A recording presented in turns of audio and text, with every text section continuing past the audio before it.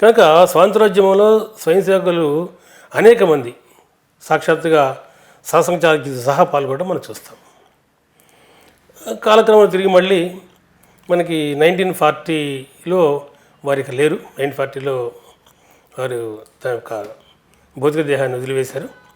Guruji MS గోల్వాల్కర్జీ సరసంచాలక్ అయ్యారు. 1942లో పెద్ద ఎత్తున స్వాతంత్రోద్యమం జరిగింది. క్విట్ ఇండియా ఉద్యమం జరిగింది, మనందరికీ తెలుసు.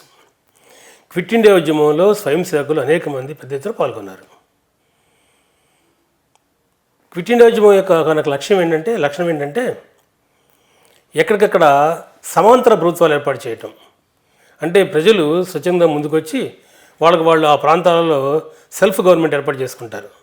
సెల్ఫ్ లోకల్ గవర్నమెంట్ ఏర్పాటు చేసుకొని ప్రభుత్వాన్ని ధిక్కరించి ప్రభుత్వం సంబంధం లేకుండా వీళ్ళే పన్ను వసూలు చేసి వీళ్ళే పరిపాలన సాగిస్తారు. ఇది దాని లక్షణం. వాటిని మనము ప్యారలల్ గవర్నమెంట్స్ అని, సమాంతర ప్రభుత్వాలని అంటాం. ఆ సమాంతర ప్రభుత్వాన్ని అనేక మంది స్వయం సేవకులు కూడా ఏర్పాటు చేశారు. విదర్భ ప్రాంతంలో సమాంతర ప్రభుత్వం ఏర్పడింది.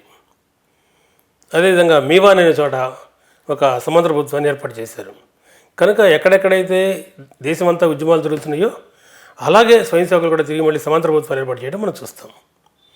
క్విట్ ఇండియా ఉద్యమంలోనే సాక్షాత్తుగా పరమ పూజనీయ రజ్జూభయ్య, ప్రొఫెసర్ రాజేంద్ర సింహాజీ వారు తర్వాత రోజుల్లో 4వ శాసనచాలక్ అయ్యారు. వారు కూడా పాల్గొన్నారు. క్విట్ ఇండియా ఉద్యమంలోనే అరుణ అసఫారి అనే పేరు వింటాం చరిత్రలో. ఆమె జాతీయ జెండాను ఎగరవేసి అరెస్ట్ అయింది. ఆమె అరుణ అసఫాలి అజ్ఞాతంలో ఉన్నప్పుడు తిరిగి మళ్ళీ ఆమె ఆనాటి ఢిల్లీ సంఘచాలక్ లాలా హన్స్రాజ్ గుప్తా గారు వారింట్లో ఆమె అజ్ఞాతవాసాన్ని గడిపింది.